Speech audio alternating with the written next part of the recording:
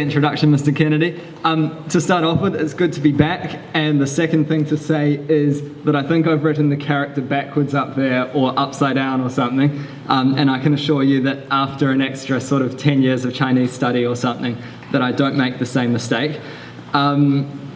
So just in terms of what I did at school, as Mr. Kennedy said, I was involved in lots of stuff. And it was really cool to have the opportunity to do lots of extracurricular stuff. And I think that the size of St. Thomas's probably helped with that, because it's not such a big school that you're being drowned in people. It's not such a small school that the opportunities aren't there. So I really benefited from all the opportunities that I had while I was here. So yeah, I was in Mr. Kennedy's inaugural Chinese class in 2005, I believe it was, and then that was sort of something that stayed with me the whole way through my university degree, and then also my postgraduate degree, and now the job that I'm starting, where I'm on the Chinese desk of a company, sort of reading and writing in Chinese all day, and producing reports to make sure that good English companies don't engage in business with companies that may or may not have slightly dodgy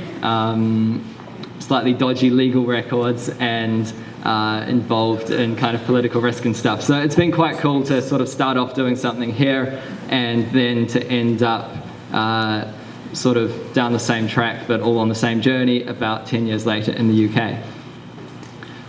So once I'd finished at St. Thomas's, I spent a gap year in China. So I went back to Wuhan, where I'd been in 2007 on the first ever China trip. And I had a really good gap year, and sort of play outweighed the work, I think, and lots of traveling.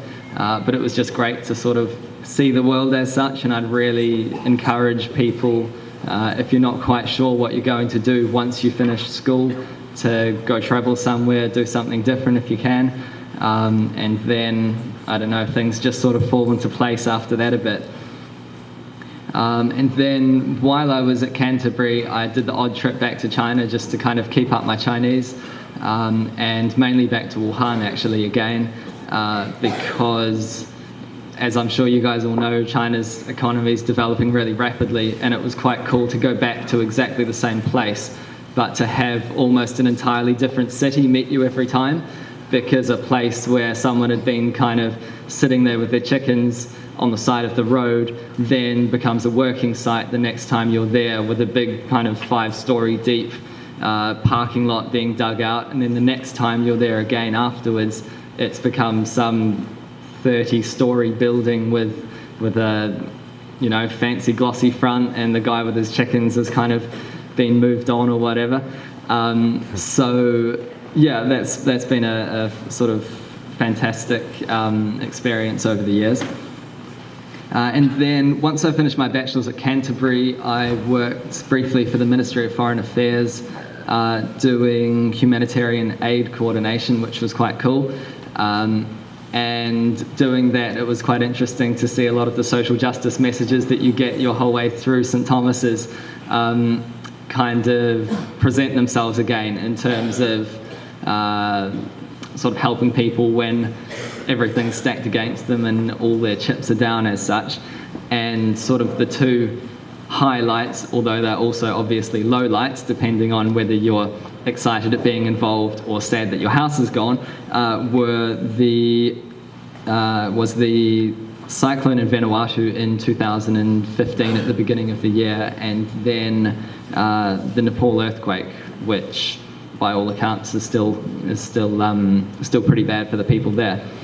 And then, as Mr. Kennedy says, I went on to the Princeton course in Beijing, and that was the most intense thing I've ever done in my life, and sort of didn't think I'd get through it. About 16 hours per day for 8 weeks of Chinese, and you had to sign a language pledge at the beginning saying that you'd get booted out of the course and sent back home if you spoke a word of English. So it was just all Chinese for 8 weeks, which at times was a bit of a struggle. And then obviously went to do masters, Mrs. Guerin and Mrs. Gaffney will be keen to know that I kind of kept my English grammar in turn, and that everyone was very impressed and I didn't get told off by the posh English people too much. And obviously that sort of carried through the Chinese as well, and a lot of the social science stuff that I did at St Thomas's. So yeah, it's really great to be back. And just to finish off with, I've been asked to give you Josh's top 5 pieces of advice. These kind of sound like they're from off the internet on some cheesy website, and I assure you they're not, but subconsciously maybe I've kind of, sucked it up from Women's Day and Cosmopolitan or something, so they do sound a bit cheesy. My first bit of advice would just be to get out of your comfort zone, take some risks. If there isn't the risk of failure, then you're probably not kind of going as far as you can. Whether that's sort of academic or sporting or cultural or whatever. Number 2 would be always to ask people for help. I think sort of when you're at school, someone who's outside of school, or I don't know, as a lecturer at uni or someone at Polytech or someone in the community you want to talk to, you might sort of think, why would they talk to me? But if you just go up and start chatting to someone, often people are really, really helpful and you get a lot of good pointers. Number 3 would be to be good to your family, because there are about 6 billion people in the world that don't really care about you all that much, but you know that your family are sort of always on your side, always in your corner of the boxing ring. Number 4, do lots of extracurriculars while you're at school. It's good to sort of get lots of opportunities.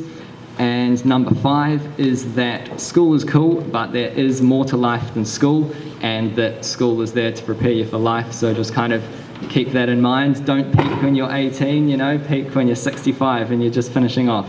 So yeah, that would be my 5 bits of advice, but I'm only about 7 years older than you, so you don't have to listen to me.